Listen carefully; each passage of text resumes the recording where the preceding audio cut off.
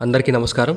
ఆధ్యాత్మికత, ప్రకృతి అందాలు, పురాణ విశేషాలు ఈ మూడు ఒకే చోట కనిపించే అద్భుతమైన ప్రదేశం గురించి తెలుసుకోవాలంటే మనం రావాల్సింది నెల్లూరు జిల్లాలోని పెంచలకోనకు.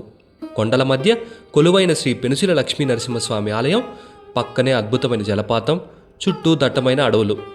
అసలు ఈ ప్రదేశానికి పెంచలకోన అనే పేరు ఎలా వచ్చింది అని అంటే, హిరణ్యకశిపుడిని సంహరించిన తర్వాత కూడా నరసింహస్వామి వారి ఉగ్రరూపం శాంతించలేదని పురాణాల ద్వారా మనకు తెలుస్తోంది. ఆ సమయంలో స్వామివారి అరణ్య ప్రాంతానికి వచ్చారని, ఇక్కడ చెంచులక్ష్మి రూపంలో లక్ష్మీదేవి ఆయనను శాంతింపజేసిందని స్థానిక స్థల పురాణం చెబుతోంది.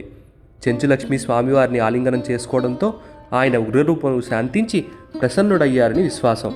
అలా శిలను పెనవేసుకుని ఇదే ప్రదేశంలో పెనుసిలుగా ఏర్పడ్డారు. కాలక్రమంలో ఇదే పెంచలకోనగా ప్రసిద్ధి చెందింది. ఇక్కడ స్వామివారు స్వయంభూగా వెలసి ఒక ప్రత్యేక శిలారూపంలో దర్శనమిస్తారు. పెంచలకోన నరసింహుని నవనారసింహ క్షేత్రాల్లో ఒకటి. శ్రీ పెనుసిల లక్ష్మీ నరసింహస్వామి ఆలయం పెంచలకోన లోయ అడుగు భాగంలో ఉంది. ఇక్కడి మరో ప్రత్యేకత ఏమిటంటే, ఈ ప్రాంతం ఆధ్యాత్మిక క్షేత్రం మాత్రమే కాదు, ప్రకృతి ప్రేమికులకు కూడా ఎంతో ఆకర్షణీయమైన ప్రదేశం. కండలేరు నది ఈ ప్రాంతంలోని జలపాతాల నుంచి ఉద్భవిస్తుంది. ఇది పెన్నా నది యొక్క ఉపనది. ఋషి కన్వ మహర్షి ఇక్కడ తపస్సు చేశారనే స్థానిక విశ్వాసం ఉంది. అందుకే ఈ నదికి గతంలో కన్వ నది అని పిలిచేవారని, కాలక్రమంలో అది కండలేరుగా మారిందని చెబుతారు. ఆలయ బ్రహ్మోత్సవాలు సాధారణంగా ఏప్రిల్ మే నెలల్లో అంగరంగ వైభవంగా జరుగుతాయి.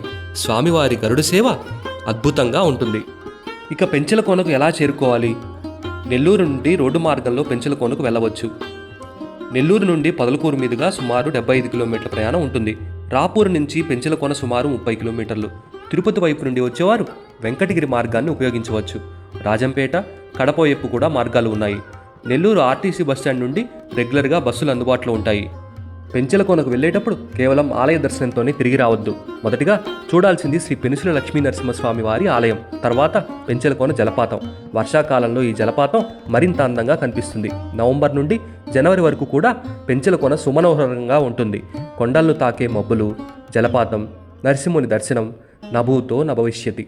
జలపాతం వైపు వెళ్లే మార్గంలో కొండలు, రాళ్ళు, అడవి అందాలు ప్రత్యేక అనుభూతిని ఇస్తాయి. అయితే నీటి ప్రవాహం ఎక్కువగా ఉన్నప్పుడు జాగ్రత్త తప్పనిసరి. జలపాతంలో 7 గుండాలున్నాయని అంటారు.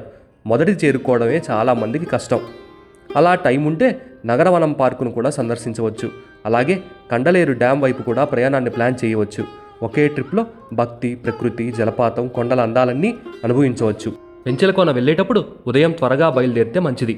ఆలయ అధికారిక దర్శన సమయాలు ఉదయం 6:30 నుంచి మధ్యాహ్నం 12:30 వరకు, మరలా సాయంత్రం 3 నుంచి 7:30 వరకు. జలపాతం దగ్గర జారే రాళ్లపై జాగ్రత్తగా ఉండండి.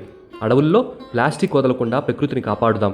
పురాణం, ప్రకృతి, ఆధ్యాత్మికత ఇవన్నీ కలిసిన అద్భుతమైన ప్రదేశం పెంచలకోన. ఈ వీడియో మీకు నచ్చితే లైక్ చేయండి, షేర్ చేయండి. ఇంకా ఇలాంటి ఆధ్యాత్మిక మరియు అద్భుతమైన ప్రదేశాల కోసం ఛానల్ను సబ్స్క్రైబ్ చేయండి. ఓం నమో నారసింహాయ నమః.